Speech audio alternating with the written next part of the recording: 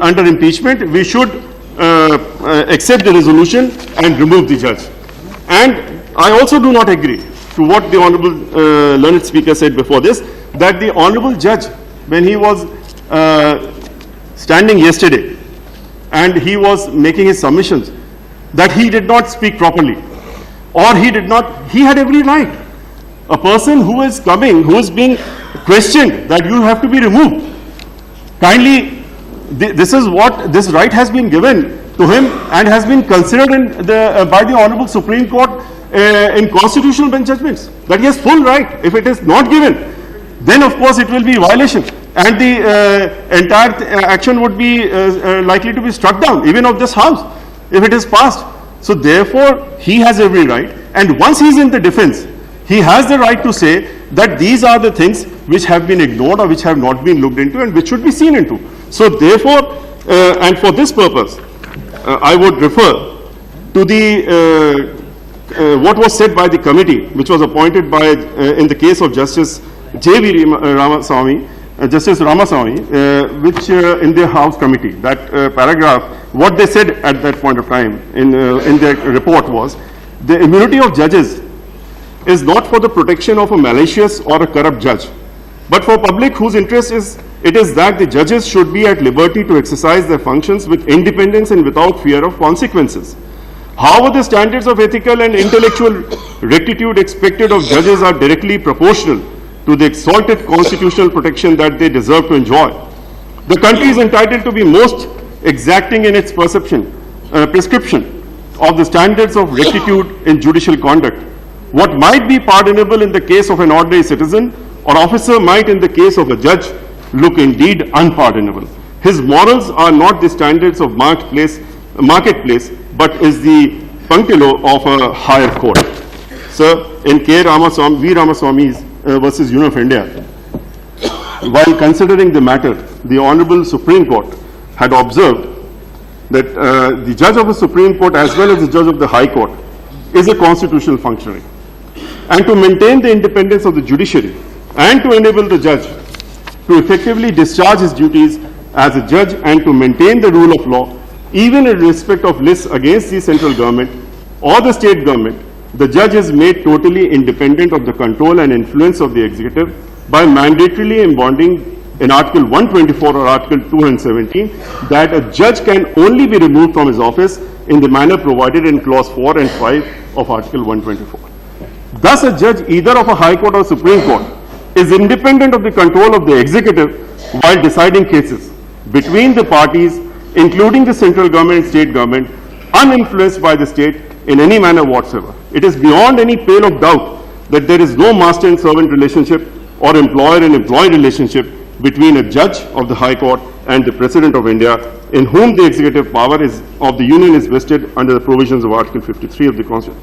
The President has not been given the sole power of the exclusive power or the exclusive power to remove a judge, either of the Supreme Court or of the High Court. And from his office, though the President appoints the judge by warrant under his hand and seal after consultation with such of the judges of the Supreme Court, High Court in the states as he may deem necessary for the purpose. In case of appointment of a judge of the High Court, the President appoints a judge by a warrant, but still the only mode of removal of a judge from his office on the ground of proved misbehavior. The word is proved misbehavior or incapacity as laid down in clauses 4 and 5 of Article 124. Here we are on the question of proved misbehavior. We are not on the question of incapacity with respect to the Honorable Judge. Sir, under Article 124 of the Constitution, action for removal of a judge is only on proved misbehavior. The word or incapacity, the word misbehavior was not advisedly defined. It is a vague and elastic word and embraces within its sweep different facets of conduct as opposed to good conduct. So, the word misbehavior has found place under Article 124, the scope of Article 124 was considered again in the case of Krishna Swamy which is of 1992. Krishna Swamy was a member of parliament of this house. He was also an advocate, and he had filed this petition before the Honorable Supreme Court. A constitution bench had considered the matter, and then it had considered the scope of Article 124. And it said in para 60, the committee as judicial authority adopts the procedure of a trial of a civil suit under the Code of Civil Procedure. It is not inquisitorial, but adversary.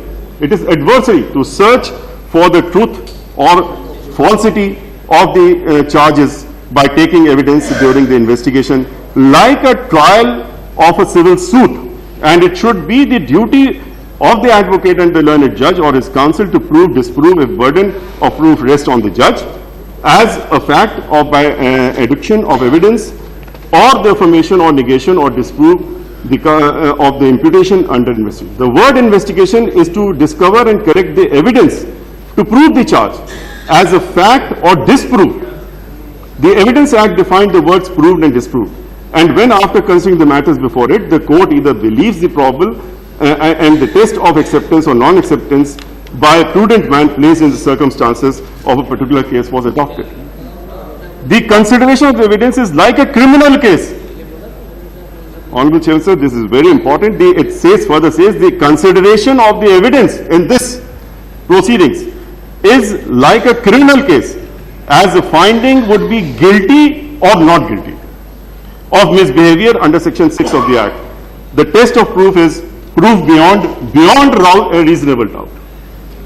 So it is like a criminal case. It has to be either proved guilty or not guilty.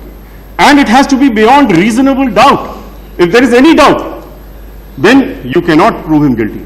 It has to be completely beyond reasonable doubt. That is an aspect which has been referred to in this judgment. Then, with respect to the word, the definition with respect to misbehavior, as further been discussed in the same judgment, every act or conduct or even error of judgment on negligent acts by higher judiciary per se does not amount to misbehavior.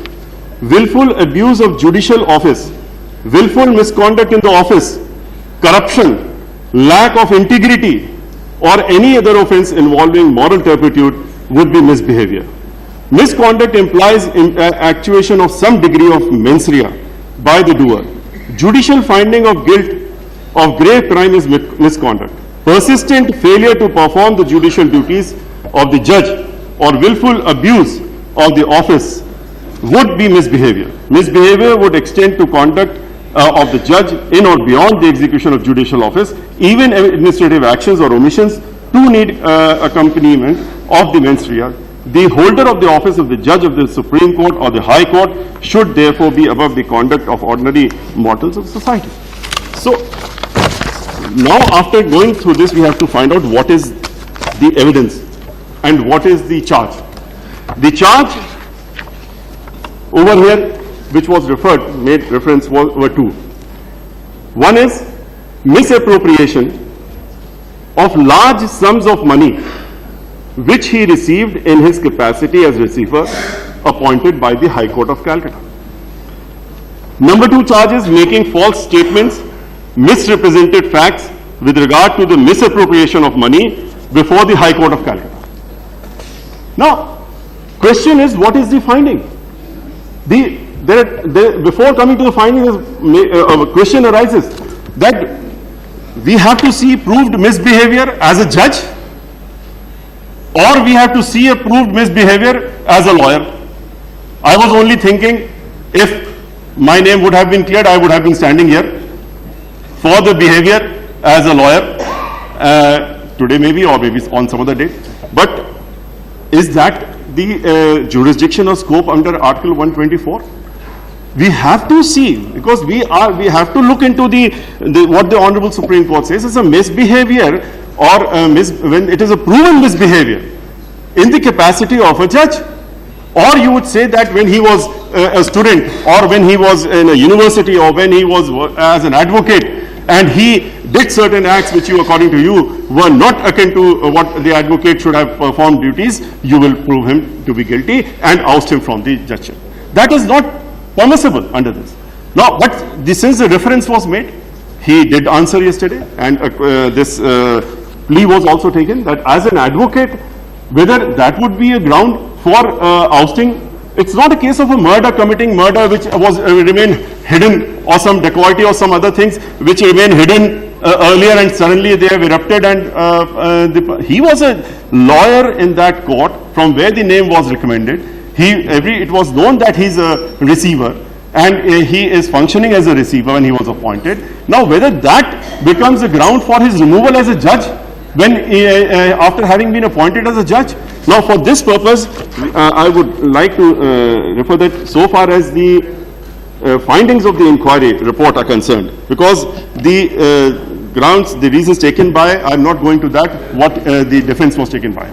But whether the inquiry committee has gone into all those questions and all those grounds which were raised by him in his explanation, we find a very short inquiry committee report which deals very precisely the issues, and it appears that conclusion was in the mind that he is to be guilty, which comes out in the report straight away. Because from page 1 to page 22, up to page 22 of the report, which deal with respect to the inquiry, it is all with respect to the conduct of the judge as an advocate. And it has been even in that there is no allegation, there is no finding. Allegation is there, but there is no finding. I went through this because I was completely, after hearing him, I thought he had a case, but after hearing the speech made by the leader of the opposition, I thought he had no case left at all. And we just were made to hear something which for 2 hours when nothing was there. But then I thought I should go deep into the inquiry report and see that what does it say. But kindly see that what the finding says. The finding says it is diversion of fund. It is misapplication of fund, so far as the first charge is concerned. As an advocate, it does not say misappropriation of the fund. Now it can be said that since it's a misapplication of fund, since it's a diversion of fund, therefore it is a misappropriation. Misappropriation to the understanding of the common person and a layman would also be that if I have been given something in trust to me, some money or some property or anything in trust to me to keep it with myself until required to be returned, or when I am supposed to return it, I don't return it, and I misappropriate that money, then it would of course be misappropriation. Diversion. It is, that is what it is said that diversion from this amount to into this account. That is the finding. Now if this account from this account is there, it would not become misappropriation. Misappropriation would have been there. On the contrary, I would just, since reference has been made, I would take to only paragraph, one of the paragraph of the inquiry report, which says that he, when he was asked to make the payment, when he was directed to give the payment by the court orders, he immediately paid it by the Honorable Single Judge. He did not protest it. That is the charge. That is the allegation. The conclusion, for arriving at the conclusion that he is guilty, it has been taken, his action of making payment of the entire money with full interest is taken in the report. It is said that this amounts that he was guilty. Now, therefore, I would submit, Honorable Chairman, sir, that since this has been mentioned, that as a ground for holding him guilty, it cannot be. If he would have kept the money with himself, it was all right. The second most important, and I will conclude after this, the second most important thing is that the entire charge with respect to the second charge also and the first charge goes through and through only with respect to the Honorable Single Judge. Honorable Single Judge's finding is there. It says that Honorable Single Judge said this, Honorable Single Judge said that. Completely overlooking and not overlooking in a manner which probably the committee wanted to overlook it, that this entire charge is demolished by the division bench. Division, to say that he was called over here and then he went back, he filed an appeal and he got it. So I'll conclude very shortly, but since I thought your extended time is over. think that since everybody is for the, it appears so, so at least some time for this purpose, I had asked for this purpose only, that misappropriation with respect to this, if the appellate order says, completely exonerates him from the misappropriation, says there is no misappropriation, why was this order not challenged in the Supreme Court? Why did not anybody else go into the Supreme Court or any of the parties to say that they had all had joined with him? Who else has been charged for this offense?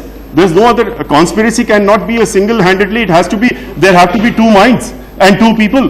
There is no charge with respect to anyone else with respect to this. Now those honorable judges, it's an aspersion on the division bench also to say that he got the order from that particular. So therefore my submission is, at the end, with great respect, that both the charges, charge number 1, which says the duly proved, it is not proved. It only says, because the charge was misappropriation of large sums of money which he received in his capacity, there is no misappropriation finding, and therefore the saying in the end only that it is duly proved is not correct.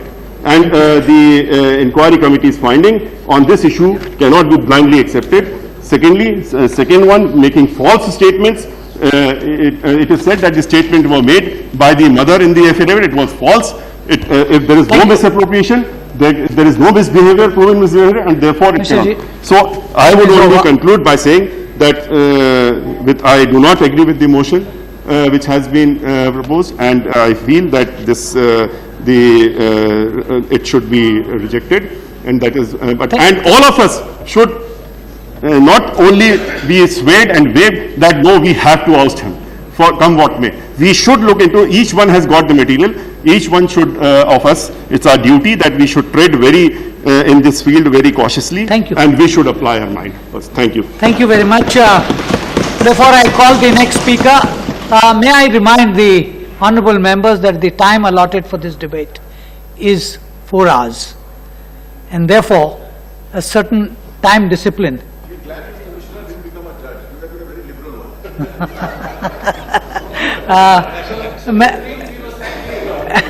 Mr. N.K. Singh, please.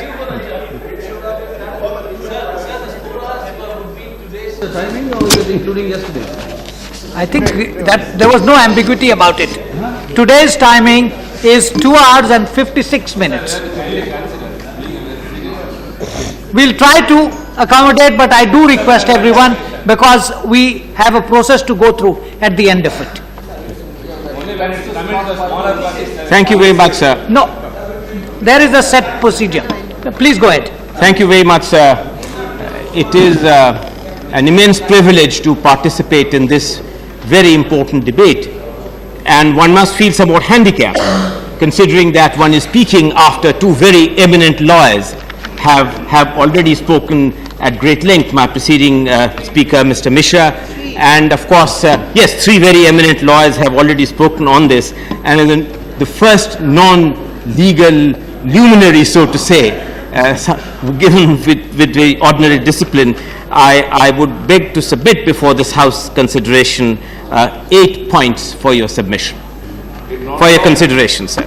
First and foremost, clearly one is reminded by something which a very eminent jurist, Arthur Schlesinger, had said, that the genius of an impeachment proceeding lies in the fact that it punishes the man without punishing the office. This is precisely what this House intends to do through this very important motion moved by my senior esteemed colleague, Mr. Yechury. So yesterday, when I heard with careful attention the defense made by Justice Sen, I got 3 distinct impressions which I must share with this House.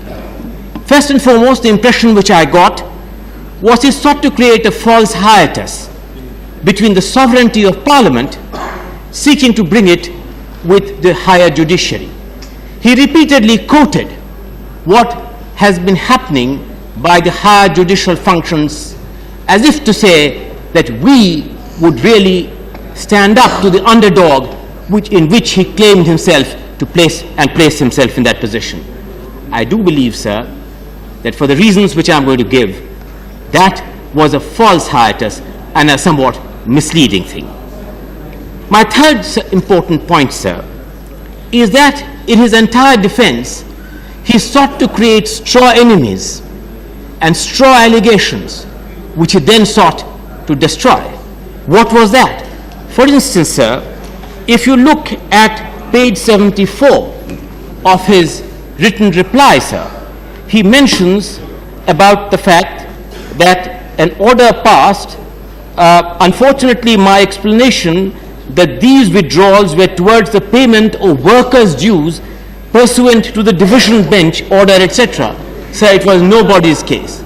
Nobody had alleged that he was being held responsible for the payment of or the delay in the payment of workers' dues. So to demolish something which was initially never leveled against him is like creating straw enemies to be able to then answer that in his own way. Similarly, sir, I think that in the Inquiry Commission's report, clearly, sir, that he has sought to alter the meaning of misappropriation. My esteemed colleague, Mr. Mishra, has dealt greatly with the meaning of what he believes is misappropriation. As a trustee, sir, it is clearly understood that the money which he received was to be held in trust. That trust enjoined upon him a responsibility that he could not divert the proceeds of that trust into some other account. He could not use, for instance, for his personal purposes, no matter whether he reimbursed it subsequently or not. As a trustee, sir, there are certain obligations which are cast upon him, and therefore, by any attempt in his defense to alter the meaning of misappropriation, in my view, is flawed.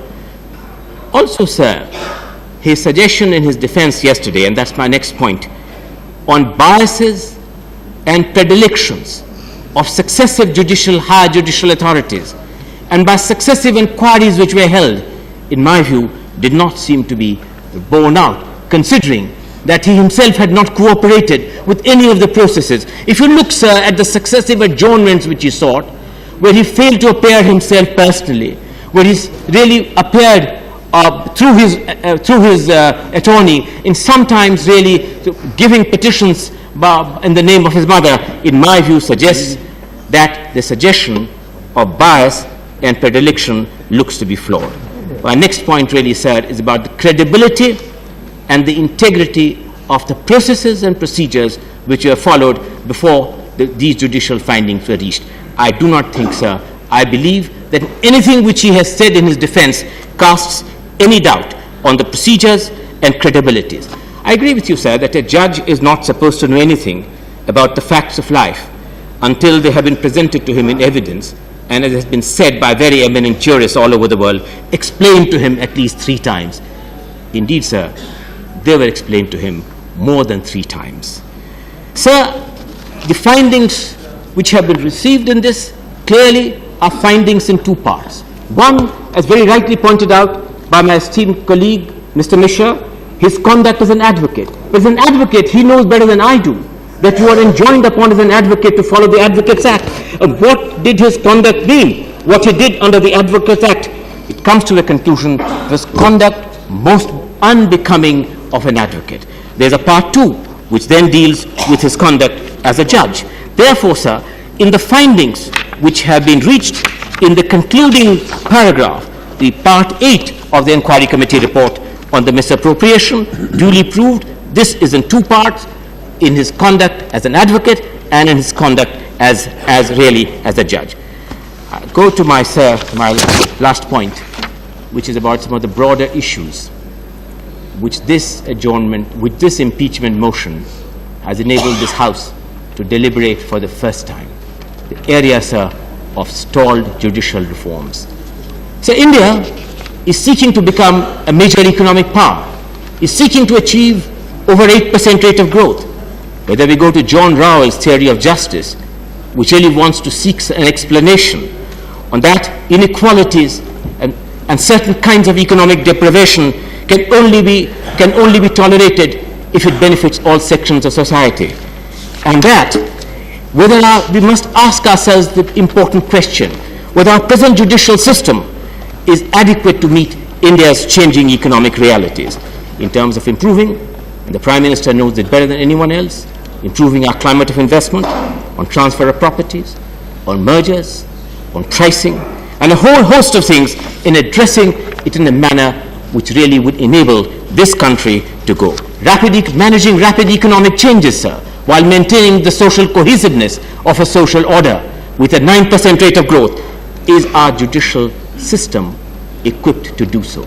Indeed, sir, as in very rightly pointed out by the Honourable Leader of the Opposition, that this impeachment motion has given us an invaluable opportunity to consider some of these things beyond narrow partisan confines. Sir, I strongly believe that the appointment of a National Judicial Commission, I strongly believe that the demarcation of responsibilities between the three functions, indeed many of us, sir, were shocked, and I'm sure many of us would have been shocked when certain judicial pronouncements were made which questioned the Parliament, which questioned, for instance, whether it was necessary to attend Parliament, which questioned the integrity of this very vital organ, sir, which is the overarching organ of our Constitution. Many of us, sir, were so appalled, many of us were ashamed to be part of a process when it was being pronounced, and Parliament as a whole, certain aspersions were being cast on Parliament, and we were, sir, a mute spectator.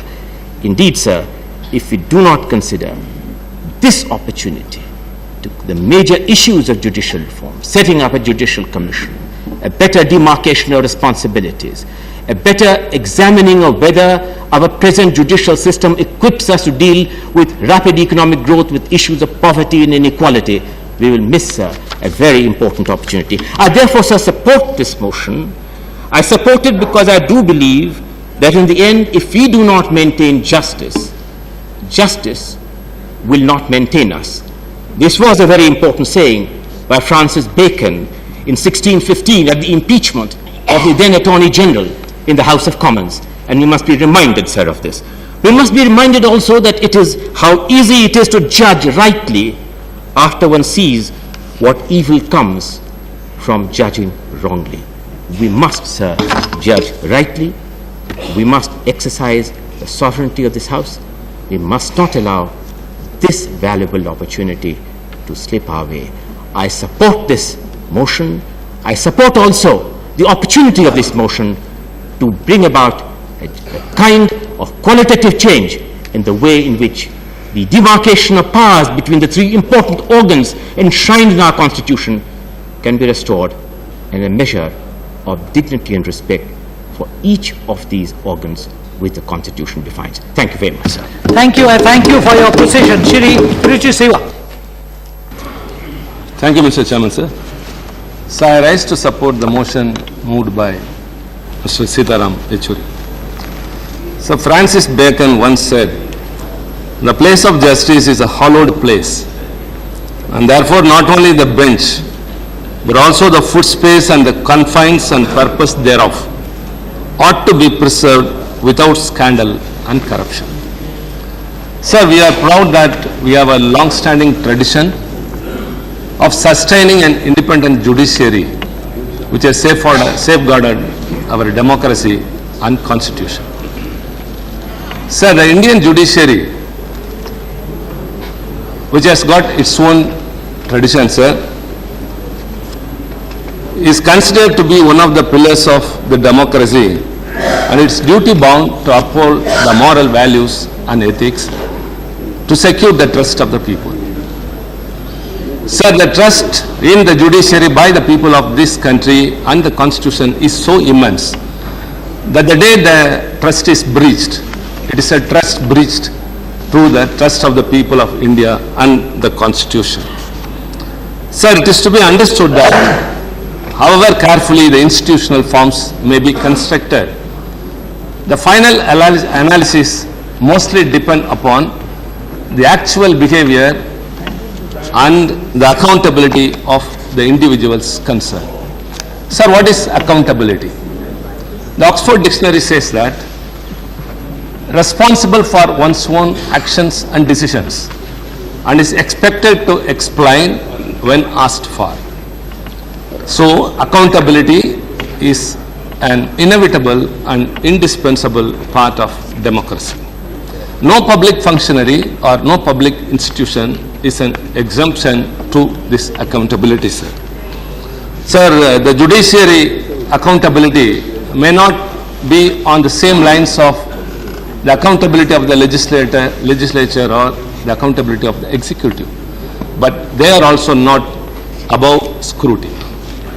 Sir, the faith of the people in the quality, integrity and efficiency of the government institutions, when starts eroding, we have a responsibility. The check and balance system comes in between. When we find a breach of trust by the judiciary, the only remedy available is that of the impeachment brought in the parliament. So in the long history of our parliament, the first impeachment which was brought in the other house fell through, but this is the first ever occasion. Sir, the case of Justice Sumitra Sen, when we move the impeachment, sir, when we survey the pages of the Constituent Assembly, there was near unanimity in bringing the impeachment, sir.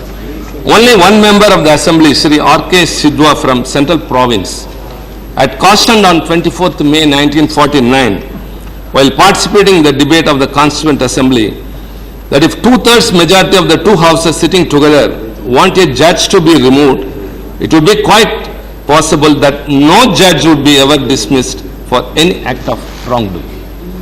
This is the only observation, only caution given by one member, otherwise there was unanimity, sir. And we have experienced that. Even this one case is being criticized, is being evaluated, and there are difference of views which cannot be disputed, sir. Sir, this is very essential, sir. The case of Justice Sumitra Sen also puts forward a strong case for judicial reformation in the country. Sir, the method of selection of judges, as earlier spoken by my colleagues here, to the High Court and to the Supreme Court by the Collegium should have to be reconsidered. The legislature movement towards constitutional amendment in these lines is the need of the hour.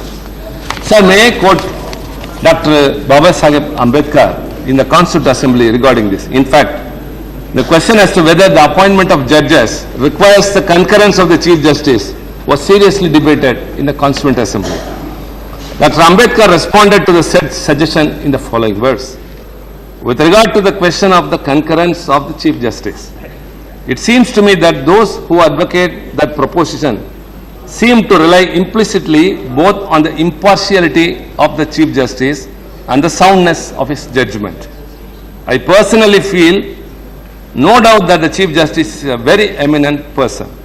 But after all, the Chief Justice is a man with all the failings, all the sentiments and all the prejudices which we as common people have, and I think to allow the Chief Justice practically a veto upon the appointment of judges is really to transfer the authority to the Chief Justice, which we are not prepared to vest in the President or the government of the day. I therefore think that is a dangerous purpose. That is observation made by Dr. Baba Saheb Ambedkar and not mine, sir. Sir, and now the government's approval of the Judiciary Accountability Bill is a positive step to check the discrepancies of the higher judiciary and to ensure necessary action to be taken, sir. In this context, to support my argument, in supporting the motion moved by my colleague Mr. Yechuri, sir, yesterday we heard Justice Sen's defense argument, sir. He was eloquent, as everyone appreciated. And some of the observations I would like to submit to this House, August through you, sir. In what authority he went to that extent? Two things, sir. One is that the observations of the findings of the committee appointed by you clearly says that the committee concluded that there was a large-scale diversion of fund, and such diversion was in violation of the orders of the High Court. The purpose for such diversion remains unexplained. And as a judge, Justice Soumitra Sen was appointed High Court judge on December 3rd, 2003. The committee noted that Justice Sen's actions were an attempt to cover up the large-scale defalcations of receivers' funds. Sir, out of the two grounds of misconduct, the second is misrepresented facts with regard to the misappropriation of money before High Court of Calcutta. Sir, this is what Mr. Justice Soumitra Sen, in reply to the motion received under Article 217, read with Article 1224 of the Constitution to the Rajya Sabha. Sir, I should, sir, quote, he himself contradicts. At one place he says, sir, the respondent was appointed as a receiver in the year 1984 by order dated 30/4/1984. Till 2003, neither the Honorable Calcutta High Court nor any of the parties required the respondent to render any accounts. For the first time on 27/2/2003, an application was made by the plaintiff seeking directions for accounts and sale of the remaining goods and handing over sale proceeds. Despite the aforesaid statutory matrix for about 19 years, nobody sought accounts, which is a clear indication that in Calcutta High Court, a practice had developed of not giving periodical accounts to the court. He himself says again, Rule 15 of the Calcutta High Court, OS rules, lays down that unless ordered otherwise, the order appointing a receiver shall contain a direction that the receiver shall file and submit for passing half-yearly accounts in the office of the registrar, and that such accounts are to be made at the end of months, June and December every year, and are required to be filed in the months of July and January respectively. So at one place he says that the High Court, Calcutta High Court, there is no practice of giving periodical accounts to the court. On the other hand, the Rule 15 of the Calcutta High Court clearly says that he has to maintain accounts and give every 6 months. So second most important is, here I am having the synopsis of yesterday's debate. Yes, clearly observed, sir. The sale is still not complete. Therefore, the matter is still sub judice and it should not be discussed in the House. So nowadays it has become a fashion to question the sovereignty and the authority of the House. Sir, he says that it cannot be discussed in the House, and we are empowered by the Constitution under Article 124, Class 4, that we can impeach. We can take the case of a judge under this provision, sir. Under 124(4), Class 4 and Class 5. Under Class 5, sir, you are appointed. Parliament may by law regulate the procedure for the presentation of address and for the investigation and proof of the misbehavior or incapacity of a judge under clause. So also, sir, he, while submitting before the Honorable Judges Inquiry Committee, he very clearly says that a receiver is answerable only to the court, which appoints him and to no one else, and therefore the Honorable Committee cannot inquire into the conduct of the respondent in his capacity as the receiver. So he questions the authority of the Inquiry Committee, he questions the authority of the Parliament. When the Constitution has empowered the Parliament, sir, I second my colleague Mr. N.K. Singh's version that it is our foremost duty to uphold the sovereignty and authority of the Parliament. Would you wish Sir, to conclude? I would please? like to conclude, sir, quoting Honorable Justice J.S. Verma, who said the existence of power must be accompanied by accountability. Erosion of credibility in the public mind resulting from any internal danger is the greatest latent threat to the independence of the judiciary. Eternal vigilance to guard against any latent internal danger is necessary, lest we suffer from self-inflicted moral wounds. When Mr. Yechuri moved his motion, sir, he said that it is not a motion against the judiciary, it is only a motion against the misbehavior of one judge. On these grounds and on the arguments we have placed, sir, I support the motion moved by Mr. Yechuri. Thank you. Thank you very much. Shri Trivedi.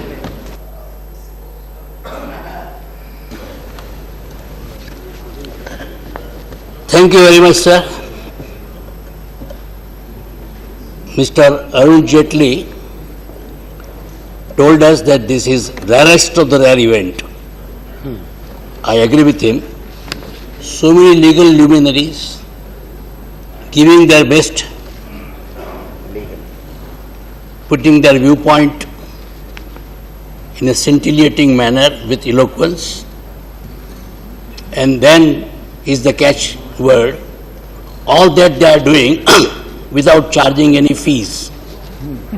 That is important. That is the rarest of the rare event.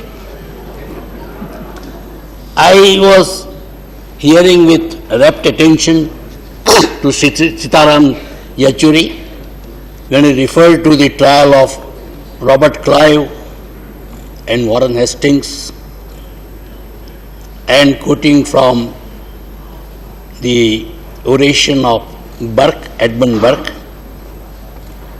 I also looked into what happened at that trial, and I'd like to quote another eminent jurist who addressed the House of Lords, that was Sheridan. In my opinion, Sheridan even excelled Burke in certain respects. And this is what he said while the trial of Warren Hastings was there. He said that not a hair shall be plucked from head to the ground